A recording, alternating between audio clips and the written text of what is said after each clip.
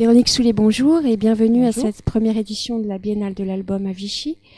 Donc les enfants de la région parisienne vous connaissent bien, on connaît en tout cas votre voix puisque vous animez, je le rappelle, chaque semaine une émission consacrée à l'actualité culturelle des enfants sur la radio associative Aligre FM. Par ailleurs, vous avez bien entendu exercé un métier de bibliothécaire et vous avez enseigné en maternelle, donc nul besoin de dire que vous connaissez bien entendu les enfants.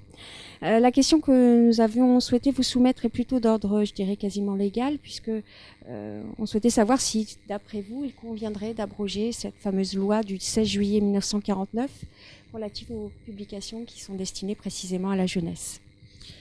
Donc c'est une réponse de médiatrice que je vais vous donner, pas du tout ni celle d'un législateur, ni celle d'un responsable éditorial. Abroger la loi de 49, oui, bien sûr, parce qu'elle est complètement tombée en désuétude et ce qu'elle défend même comme représentation de l'enfance complètement dépassée. Ne pas promouvoir la lâcheté ou la paresse chez les enfants, c'est bien une notion d'après-guerre, c'est plus une notion contemporaine. Abroger la loi, oui. La modifier, comme il est régulièrement demandé par certains partis politiques, je ne crois pas que ce soit très intéressant dans la période actuelle où les tensions sont quand même très très vives sur les questions des enfants, de la censure, de ce que l'on peut dire, de ce qu'on peut promouvoir, de ce qu'on peut défendre comme modèle de société, et qu'au jour d'aujourd'hui, remettre cette loi en discussion à l'Assemblée ne serait pas forcément favorable à une vision positive de l'enfant, d'après mon point de vue. Donc, l'abroger, oui, la remettre en discussion, peut-être pas.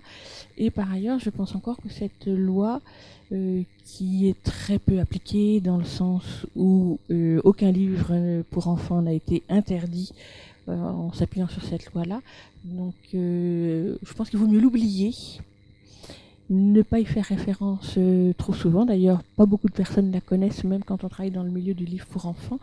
Et en revanche, pour des bibliothécaires, des enseignants, des travailleurs sociaux, des animateurs culturels qui peuvent être confrontés à des parents qui viennent se plaindre de la présence de tel ou tel livre, c'est, à mon avis, mais peut-être que je me trompe, un des remparts que l'on peut leur opposer en disant mais il y a une loi qui nous autorise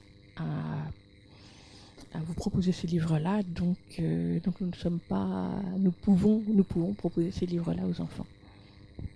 Très bien, je vous remercie.